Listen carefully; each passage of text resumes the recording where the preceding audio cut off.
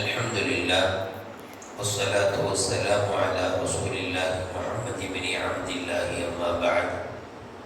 قال الله تعالى في كلامه القديم: لتجدن أشد الناس عداوة للذين آمنوا اليهود إلى آخر الآية. وقال نبي الله محمد صلى الله عليه وسلم: صوموا قبله أو بعده يوما أو كما قال عليه الصلاة والتسليم.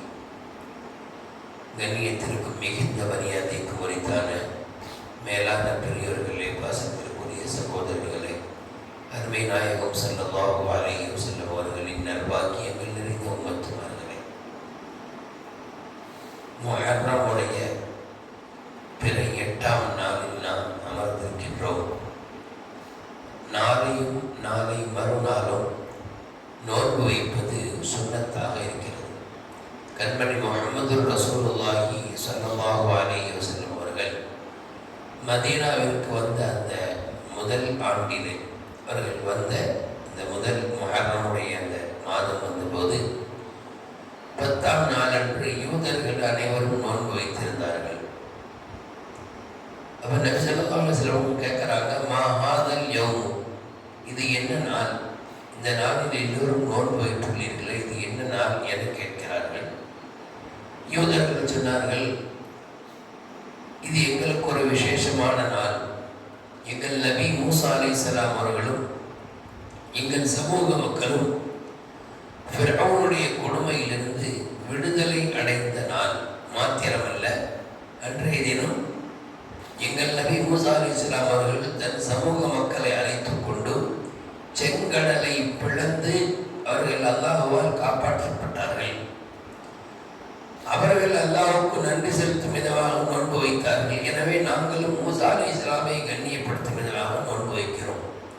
எங்களுக்கு ஒரு விடுதலை. எப்படி நாம் இப்போ ஆகஸ்ட் 15 நம்முடைய ஒரு இண்டிபெண்டன்ஸ் டே மாதிரி கொண்டாடுகிறோமோ, அதே போல யூதர்கள் ஹஜ்ரத் மூசா அலைஹிஸ்ஸலாம் அவர்கள் மூலமாக தங்களுக்கு கிடைத்த அந்த சுதந்திரத்தை, அந்த ஈடற்ற நாளை ஒரு முக்கியமான நாளாக கருதி அந்த நாளில் நோன்பு வைத்து வந்தார்கள். நபி ஸல்லல்லாஹு அலைஹி வஸல்லம் கேட்கும்போது அந்த காரணத்தை சொன்னாங்க. அப்போ நபி அவங்க சொன்னாங்க, நஹனு அஹப்பு பி மூசா மின்கும், உங்களை விட நாங்கள் மூசா அலைஹிஸ்ஸலாம் அவர்களை கண்ணியப்படுத்த ரொம்ப உரிமையும் ரொம்ப இதுவும் பெற்றவர்கள், பாக்கியமும் பெற்றவர்கள், எங்களுக்கு ரொம்ப நெருக்கம் அப்படின்னு சொல்லிட்டு நபி ஸல்லல்லாஹு அலைஹி வஸல்லம் அந்த வருஷத்தில் மறு வருஷத்திலிருந்து தாங்களும் நோன்பு நோட்டார்கள், சஹாபாக்களையும் நோன்பு நோக்கும்படி சொன்னார்கள். இது போய்கிட்டே இருந்துச்சு. ஒரு 7-8 வருஷங்கள் இது போல் நபி ஸல்லல்லாஹு அலைஹி வஸல்லம் மிகச்சரியாக 10ஆம் நாள் என்று அவர்களும் நோன்பு நோட்டார்களும், முஃமின்களும் நோன்பு நோட்டார்கள், யூதர்களும் நோன்பு நோட்டு வந்தார்கள். உங்களுக்கு தெரியும், யூதர்கள் என்னதான் வழிப்படையில் தங்கள் வேதக்காரர்கள், முஃமின்களை போல இந்த முஸ்லிம்களை போல நாங்களும் வேதம் கொடுக்கப்பட்ட மக்கள் என்று சொன்னாலும் கூட, எப்பொழுது குர்ஆன் இறங்கிருச்சோ அப்பொழுதே மற்ற வேதங்களுடைய அந்த வீரியம் என்பது குறைந்துவிட்டு இல்லாமல் ஆகிவிடும். அதுதான் யதார்த்தம்.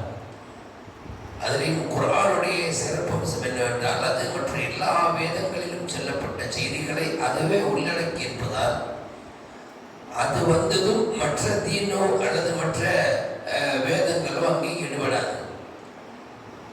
இது யூதர்களுக்கு ஒரு அலர்ஜியாக இருந்துச்சு. எது? நபி ஸல்லல்லாஹு அலைஹி வஸல்லம் அவர்கள் தன்னை இறுதி நபி என்று சொன்னதும், அவர்களின் வேதம் வந்ததால் நம்முடைய வேதம் அது மதிப்பிழந்து போனதும் அவர்களுக்கு அது பிடிக்கல. ஒரு வகையான பொறாமை உணர்வு. அதனால என்ன செஞ்சாங்க அப்படின்னா, எப்பொழுதெல்லாம் அவர்கள் எப்படியெல்லாம் அவர்களால் நாயகம் ஸல்லல்லாஹு அலைஹி வஸல்லம் அவர்களுக்கும் முஸ்லிம்களுக்கும் சிரமங்களை கொடுக்க முடியுமோ, ரகசியமாக, டைரக்டாக இல்லை, இன்டைரக்டாக, இப்படியெல்லாம் நாயகம் ஸல்லல்லாஹு அலைஹி வஸல்லம் அவர்களை துன்புறுத்தலாம், எப்படியெல்லாம் இந்த முஸ்லிம்களை நம்ம என்ன செஞ்சாலும் அவர்களை காயப்படுத்தலாம் என்கிற யோசனையிலேயே சில ஆண்டுகள் கழித்தார்கள். அப்படியே தங்களை வெளிப்படுத்தவும் செய்தார்கள். அல்லாஹ் குர்ஆன் ஷரீஃபில் இப்படி சொல்லுகிற அளவுக்கு அந்த யூதர்களின் ஒரு விரோதத்தன்மை, ஒரு குரோதம் இருந்தது என்று நாம் இங்கே புரிந்து கொள்கிறோம். அல்லாஹ் சொல்கிறான், லதஜிதன்ன அஷத்தன் நாஸி அதாவத்தன் லில்லதீன ஆமனு அல் யஹூத வல்லதீன அஷ்ரகு. நாயகமே, நீங்கள் முஃமின்களுக்கு மிக விரோதிகளாக யூதர்களை முதலில் பெற்றுக் கொள்வீர்கள், பின்னர் முஷ்ரிக்கீன்களை பெற்றுக் கொள்வீர்கள், இணை வைப்பாளர்களை பெற்றுக் கொள்வீர்கள் என்று அல்லாஹ் தஆலா குர்ஆன் ஷரீஃபிலே சொன்னார்.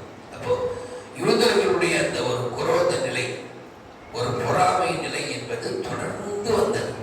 அதற்கு நிறைய வாக்கியாக்கள், நிறைய நிகழ்வுகள் இருக்கு. அவங்க இப்படி சொல்லக்கூடாதுன்னு சொல்லி ஒரு வார்த்தையை தடை விதிக்கப்பட்டால் அந்த வார்த்தையை அவங்க வேணுமென்றே சொல்வார்கள், மாற்றி சொல்வார்கள். இது அப்படியே தொட்டு தொட்டு வருது. நபியிடத்தில் சலாம் சொல்லுவாங்க. நம்மளாம் என்ன செய்வோம்? ஒரு பெரியவங்களை சந்திச்சா நம்மளால் முடிந்த வரைக்கும் நாம் அந்த சலாமை திருத்தமாக நல்ல முறையிலே சொல்லுவோம். அஸ்ஸலாமு அலைக்கும் வரஹ்மத்துல்லாஹி வபரகாத்துஹுன்னு சொல்லுவோம். ஆனால் யூதர்கள் வேணுமென்றே அஸ்ஸலாமு அலைக்கும் யார சொல்லலாம், அல்லாஹ்வுடைய தூதரே உங்கள் மீது மரணம் உண்டாகட்டும் என்கிற பொருளில் அந்த லாமை அப்படியே உள்ளே வைத்து மூடிவிட்டு அஸ்ஸலாமு அலைக்கும், வெளிப்படையில் பார்த்தா அஸ்ஸலாமு அலைக்கும் சொல்ற மாதிரியே இருக்கும். நம்மள சில பேர் வேகமாக சொல்லும் போது சொல்லிடுறோம் அஸ்ஸலாமு அலைக்கும் அப்படின்னு. அப்படி மாதிரி யூதர்கள் லாமை உள்ளே மறைத்துக் கொண்டு அல்லது லாமே இல்லாமல் அஸ்ஸலாமு அலைக்கும் என்பதை அஸ்ஸலாமு அலைக்கும் யார சொல்லதா என்று சொல்லி வந்தார். நாயகம் ஸல்லல்லாஹு அலைஹி வஸல்லம் வ அலைக்கும் அப்படின்னு சொல்லி முடிச்சிடணும். ஆயிஷா ரலியல்லாஹு அன்ஹா கேட்பாங்க, என்ன யாரும் சொல்லுது? அவங்க தெளிவாக உங்கள் மீது சாபம் உண்டாகட்டும் மரணம் உண்டாகட்டும்னு சொல்றாங்க, நீங்களும் அலைக்கும் சொல்றீங்களே, நீங்களும் பதில் சொல்றீங்களே என்று சொன்னபோது நபி அவங்க சொன்னாங்க, ஆயிஷா நான் பதில் சொன்னதை கவனிச்சேன், நான் எங்கேயாவது வாழைக்கும் சலாம்னு சொன்னேன் இல்லையே, வாழை